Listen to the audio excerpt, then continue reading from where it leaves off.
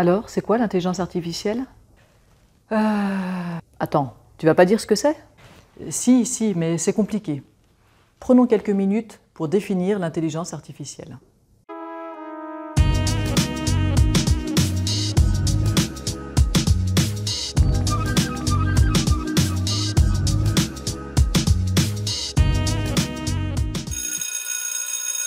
Pour nous, les profs. L'intelligence artificielle, IA en français, AI en anglais, est une notion mouvante, comme tous les mots probablement, mais là, ça bouge vite. En gros, historiquement, on pourrait dire qu'une intelligence artificielle, c'est une machine qui peut faire des choses que seulement l'homme est capable de faire. Et où est le problème avec cette définition?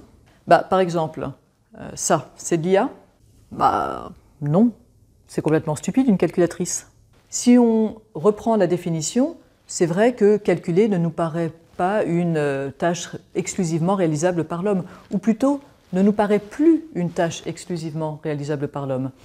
Avant d'avoir des machines pour calculer, on confiait les calculs à des personnes très intelligentes. Et donc, au moment où on a fait les premiers calculateurs, ça pouvait être considéré comme de l'intelligence artificielle, c'est-à-dire une machine capable de faire une tâche cognitive a priori réservée à l'homme. Et donc toi, t'appelles ça de l'IA? Non, je te fais juste remarquer que ça l'a été. En fait, avec cette définition, qui est celle qui est communément adoptée, quand une IA se met à faire quelque chose qui était réservé à l'homme, eh bien ça n'est plus réservé à l'homme, donc ça n'est plus une IA. Et c'est vraiment ce qui se passe dans notre perception.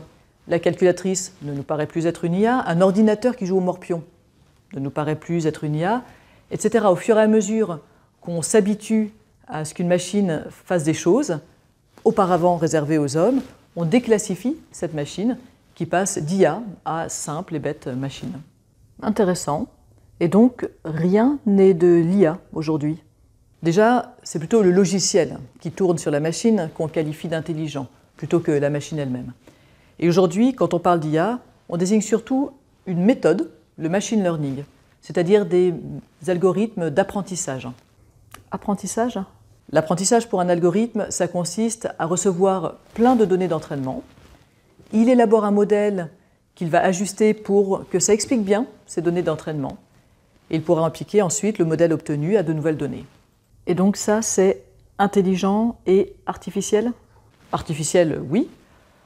Intelligent, je ne sais pas, parce que c'est un adjectif qui sous-entend parfois une forme de conscience et d'intentionnalité que n'ont pas les IA aujourd'hui. Ce qui est sûr, c'est que les IA aujourd'hui sont compétentes. Elles sont meilleures que les humains dans leur domaine spécifique, comme jouer au Go, jouer aux échecs, conduire des voitures, lire une image de radiologie médicale, recommander du contenu en fonction de nos préférences, etc. On devrait donc peut-être plutôt parler de compétences artificielles que d'intelligence artificielle. Et l'intelligence forte, les super IA, tout ça c'est pareil? Les intelligences artificielles aujourd'hui sont cantonnées à des tâches spécifiques. On parle d'IA faible ou IA étroite. Au contraire, l'intelligence artificielle générale ou forte désigne des IA qui seraient capables de faire tout ce que font les humains. Et si dans un second temps, une IA faisait tout mieux que les humains, on parlerait de super IA. Ça pourrait exister? On ne peut pas être sûr, mais la question a été posée à des experts du domaine des IA en 2013, et la très grande majorité estimait que ces super IA existeront un jour. Le débat portait plutôt sur quand. Et alors? C'est pour quand? Probablement pour ce siècle. C'est une bonne nouvelle? Peut-être une excellente nouvelle, peut-être l'annonce d'un désastre, et probablement pas entre les deux.